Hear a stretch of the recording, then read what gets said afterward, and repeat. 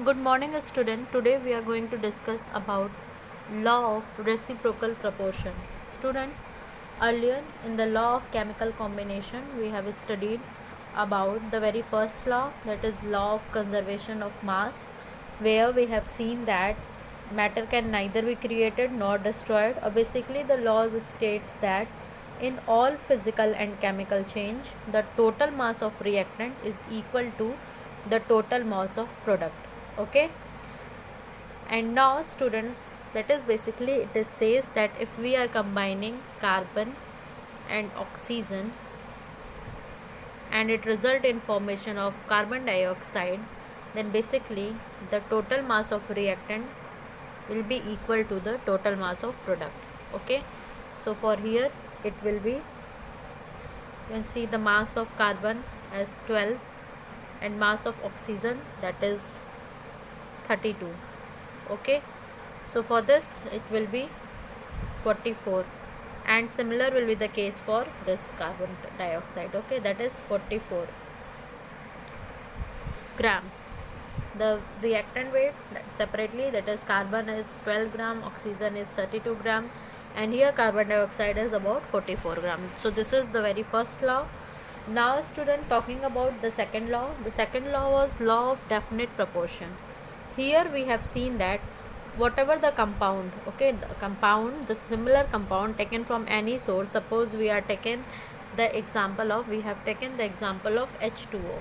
Okay, so for water, if we are taking water from any source, from well, river, lake or sea, or from any country, whether it is India, Russia or America, what basically done is that here it is said that they will always be made up of only the hydrogen and oxygen element in case of water, and they will combine together in same fixed ratio. Okay, that is water from any source, whether we are taking from well, its ratio will always be 1:1.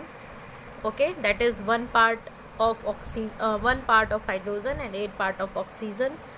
And if we are taking the water from, you can say, river, then also its ratio will be 1:8. Okay, now students, talking about the third was law of multiple proportion. So in case of multiple proportion, we have seen that when two elements combine to form two or more chemical compounds, so suppose carbon and oxygen are the two elements and they combine together to form two different compounds.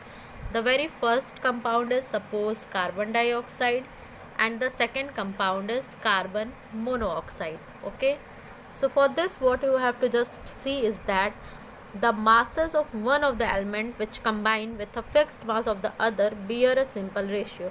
So for this, here the carbon is 12 part by mass, here also the carbon is 12 part by mass. In case of carbon dioxide, oxygen is 32 part by mass, and in case of carbon monoxide, oxygen is 16 part by mass. Okay, and the statement is saying that the masses of one of the element which combine with a fixed mass of the other. So what we are doing, we are just fixing the mass of suppose carbon, it is 12 part. Okay, then the ratio for oxygen will be 16:32, or basically we can say 1:2. So this ratio is called as the simple whole ratio. This is what the law of multiple proportion.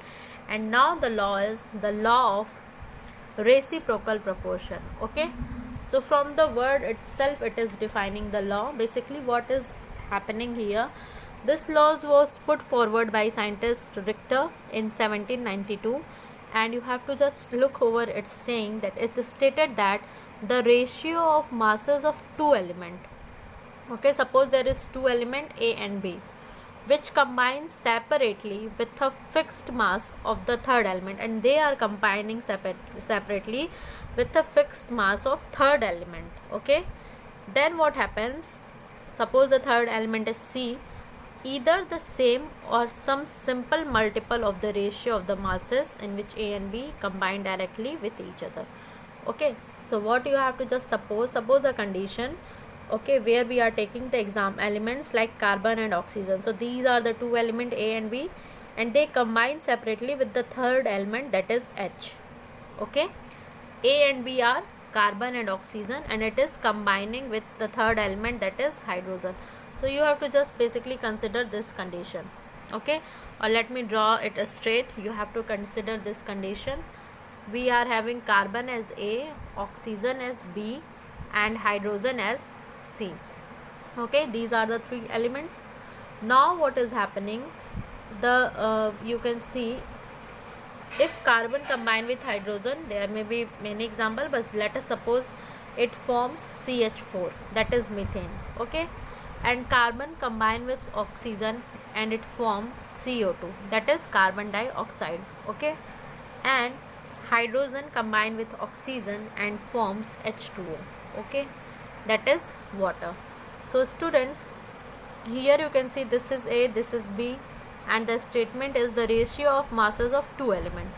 Okay, A and B, which combine separately with a fixed mass of the third element. So we have to fix the mass of the third element, this is hydrogen. So in case of CH4, 12 part by mass of carbon is reacting with 4 part by mass of hydrogen, and in case of CO2, H2O, 2 part by mass of hydrogen is combining with 16 part by mass of oxygen. So what you have to do, we have to fix the third element's mass. So third element is here hydrogen, so we are fixing it as 4.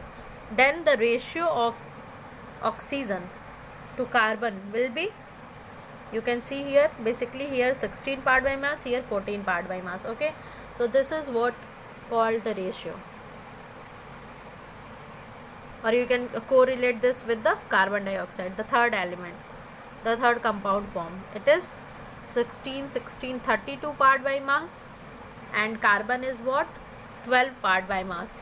So the ratio will be 12:32, or basically we can say it as 3:8.